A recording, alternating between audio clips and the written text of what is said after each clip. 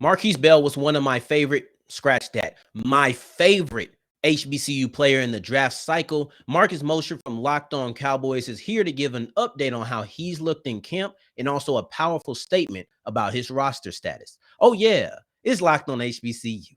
Play my music. You are Locked On HBCU, your daily podcast covering HBCU sports. Part of the Locked On Podcast Network, your team every day.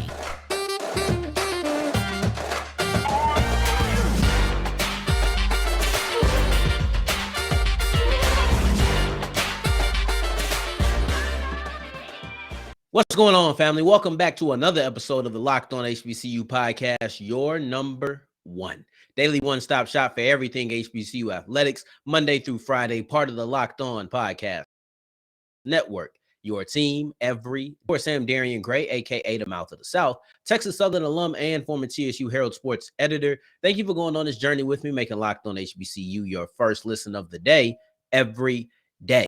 And remember, just because the mic cuts off does not mean that the journey is over. It means it's time to follow me on Twitter at South Exclusives. And Markquese Bell was my favorite player in the HBCU draft cycle this year, and he's the topic of discussion on today's episode. Mosher of Locked On Cowboys joins to talk about Bell's performance in the preseason practices and then also in the preseason games. All right, Marcus, I just want to kind of your background with Markquese Bell coming into the draft cycle, or coming into signing with the Cowboys, I should say. How much background knowledge did you have on Markquese Bell coming out of FAMU? Yeah, we actually had quite a bit because the Cowboys brought him in for a 30 visit, which is it indicates that the team had a lot of interest. So we were able to watch him in March and April, kind of getting ready for the draft. And then I thought for sure he was going to be somebody the Cowboys grabbed in the 5th, 6th round.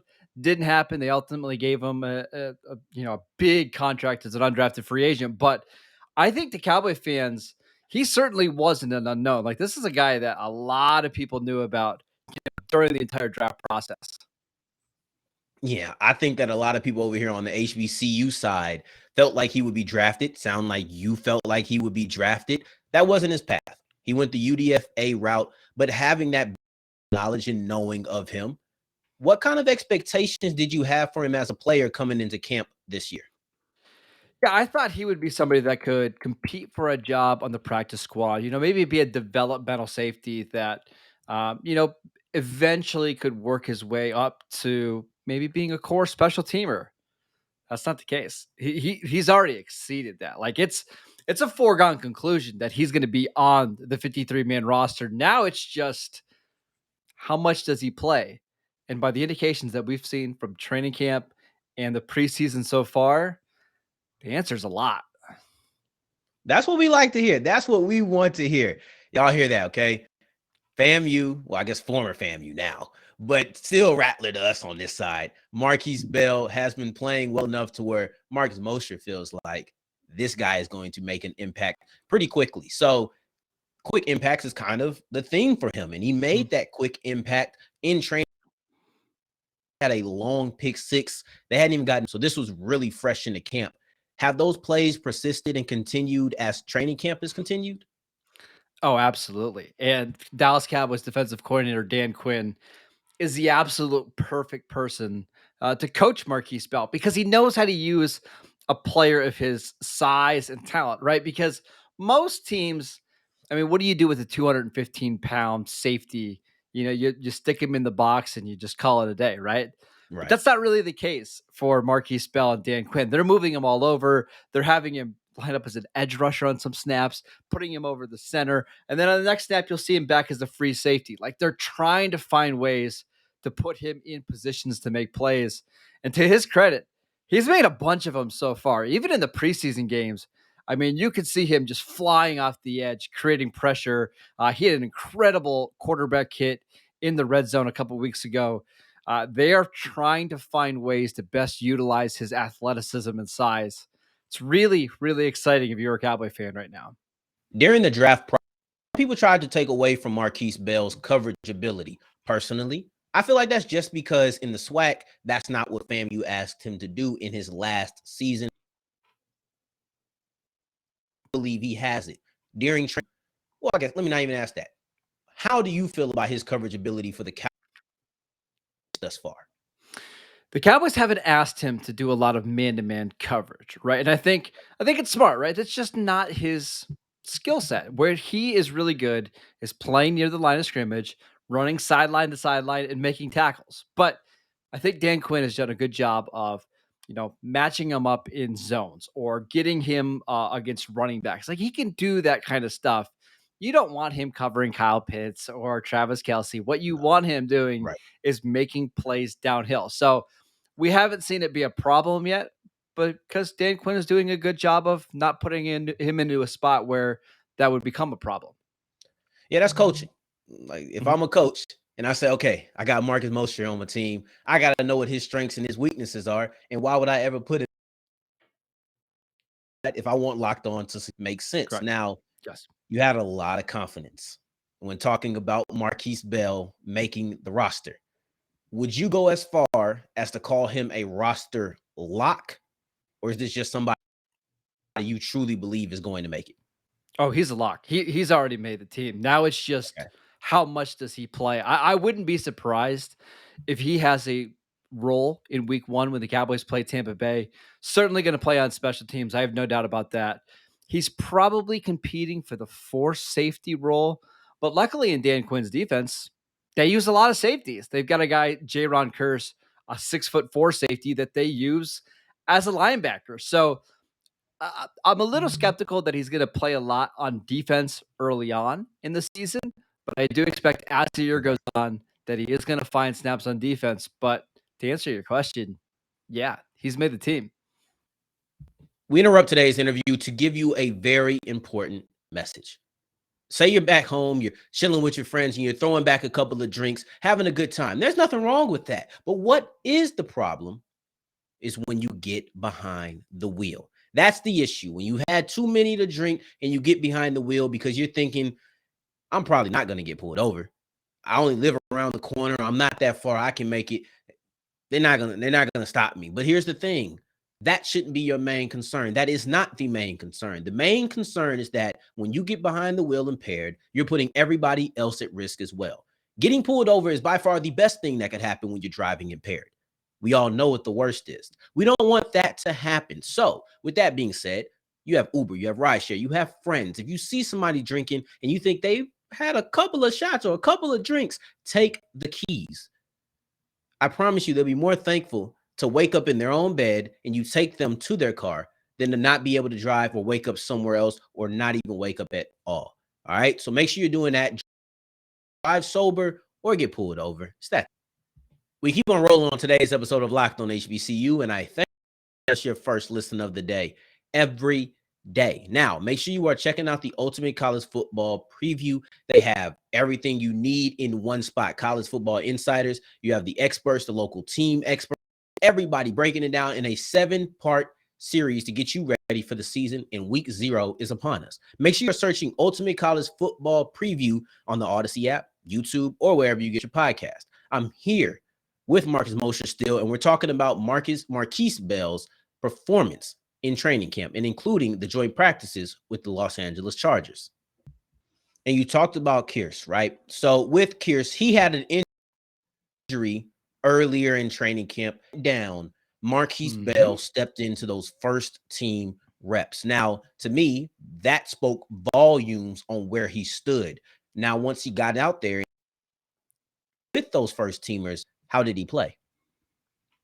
Didn't really notice a drop off, right? I mean, I know this sounds crazy and it sounds like I'm hyping up, Markquese Bell, but anybody who has watched him, like, what he's capable of. Now, and I don't even want to say it's a problem because it's not a problem. He's a undrafted free agent rookie.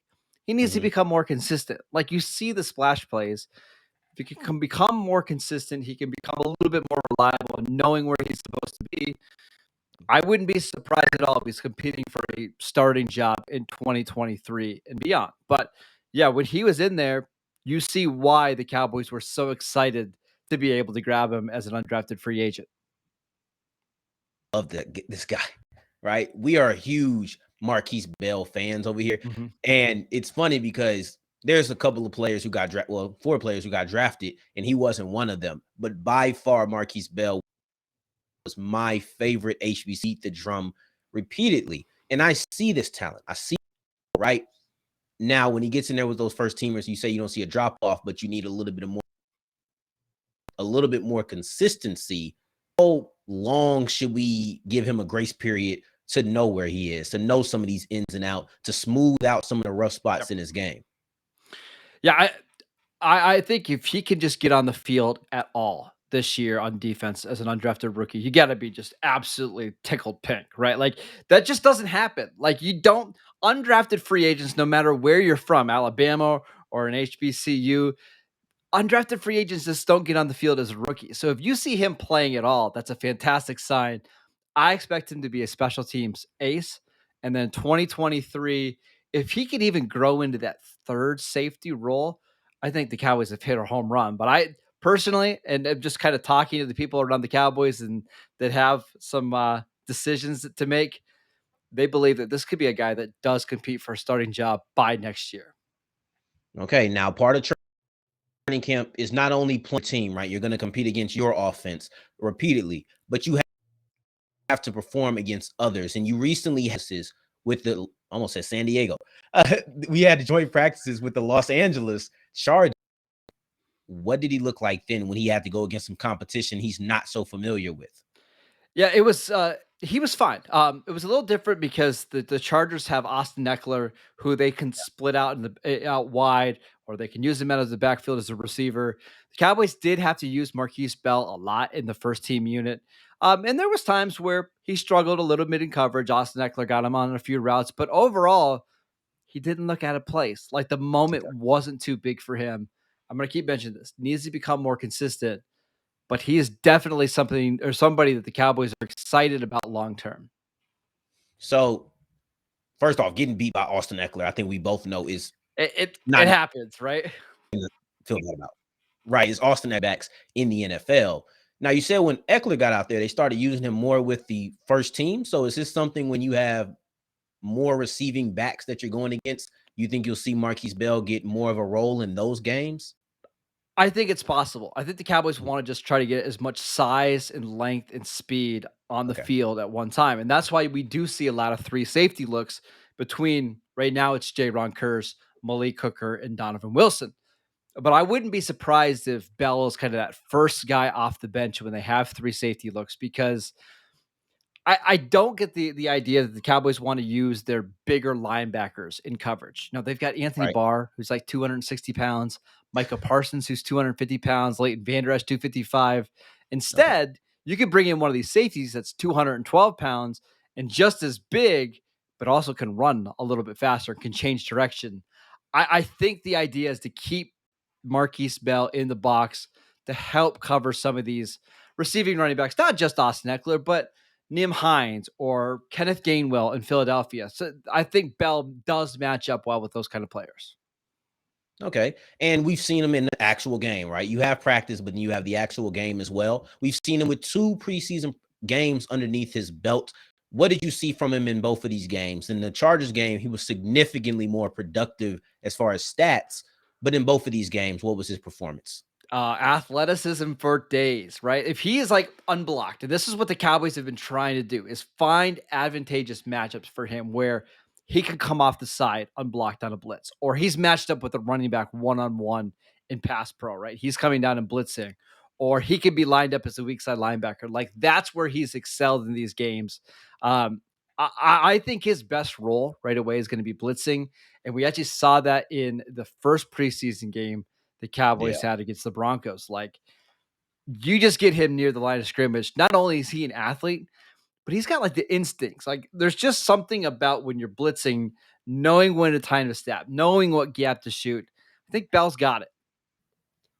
We're wrapping up today's episode of Locked on HBCU with a look ahead to what is his future. What can Markquese Bell look like for the Cowboys in 2022? So I think that speaks volumes because you spoke earlier about the multitude of ways that Dan Quinn has used him. And he's kind of that linebacker safety hybrid that Dan Quinn likes in his on his roster, on his defense. Now I'm a Saints fan. Things with the Falcons, so I have a little bit of understanding of what they look like. For those who may not be as familiar with Dan Quinn's system, what does that linebacker safety hybrid look like? What are the responsibilities of that position? Yeah, I mean, we can go back to the Falcons days when he used Keon O'Neal, right? Who was an all-pro safety, but really played like a linebacker role. The Cowboys actually signed him last year and had him play linebacker, but we can look at that, or you can go back to the Seattle days, right? When it's Cam Chancellor, right? These just oversized safeties that love physicality. They don't mind sticking their nose into the run action. They'll take on a guard if you need to. Like, this is what Dan Quinn wants, is these kind of, I mean, they're just super, super long athletic safeties.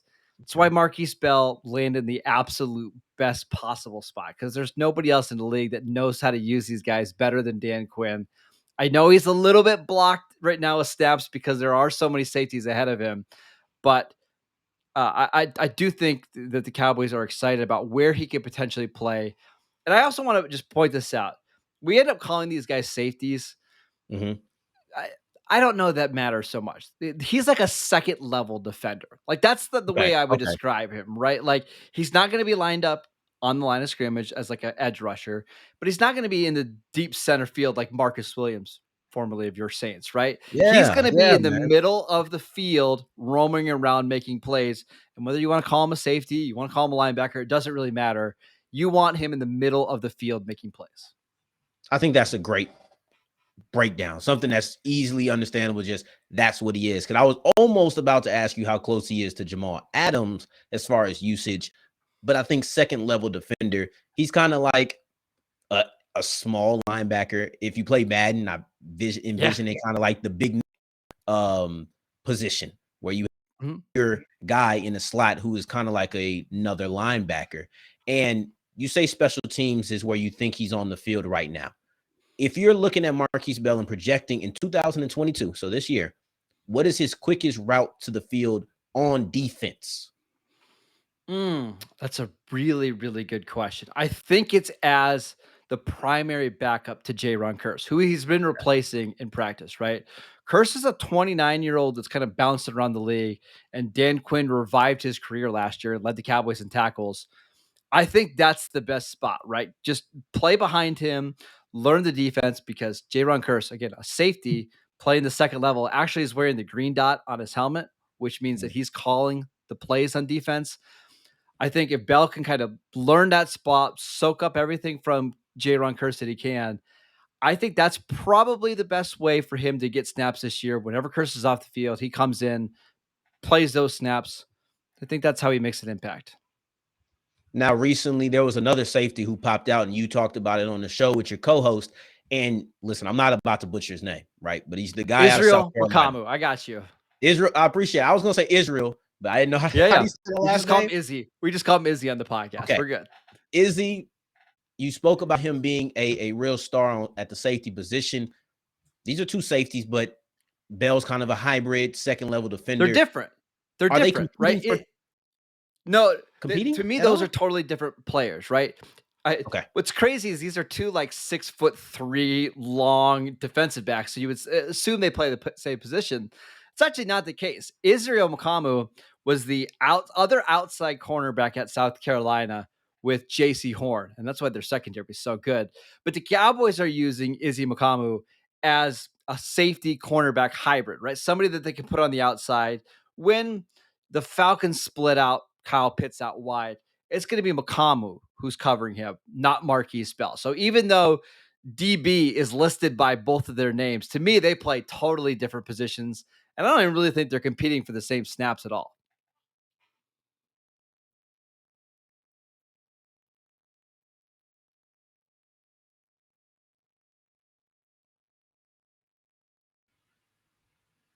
All right. Let's try this one more time. Okay. It's only like one question left. It's like the last question. Okay, let's get through this last question, and then it'll take a little bit more editing than I would like to do on an interview, but this StreamYard, I know. Okay. recently you had another safety who stood out. You spoke about him on your show with your co-host. We're going to call him Izzy because I'll let you say the name. Let's get the name because I do want to Israel get his thoughts. Makamu. Yes. Israel Makamu, right? Did I get that right? Yeah, you're good. Yep. It's really not that hard once you know Not how to that say bad. it. But out of South Carolina, and you spoke about him being a safety who stood out. Are him and Bell competing at all? Because I know Bell is kind of a hype as him. Are they competing for time? Yeah, so I know that both Bell and Mokamu have DB listed by their names, but to me, they couldn't be more different, even though they're both these 6'3" long athletic defensive backs. Bell is your in the box safety enforcer blitzer. Mokamu is the guy that can match up with Kyle Pitts when he motions out wide, right? He's the guy when at South Carolina was lined up opposite of JC Horn at cornerback. So he's playing the slot corner spot, the outside corner, the free safety role, where Bell is more closer to the line of scrimmage. I'm going to play on rundowns. I'm going to hit you, and you're going to feel it tomorrow, right? So I think those are both guys down the roster, but they are competing for different spots on the roster. Definitely. Marcus Mosher, wait to come on and talk about when starting the season and what he's done. I appreciate you coming on. Make sure you guys are checking out Locked On Cowboys as well, because it's not only here that you're going to be hearing about Markquese Bell. You can also hear about him on Locked On Cowboys. I appreciate you coming on and giving the insight, brother. Of course, anytime. Much appreciation to Marcus Mosher for coming on and telling us about how one of our former HBCU players and current NFL players is performing in the NFL at the moment. I have high hopes for Markquese Bell, and it sounds like he's living up to all of them. Now, I appreciate you for making us your first listen of the day. Every day on tomorrow's episode, we're going to be right back at it, and we're going to be attacking FAMU versus North Carolina with our good friend Candace Cooper. Speaking of her, go ahead and make Locked On ACC and the other conference shows your first listen of the day every day. I do appreciate that.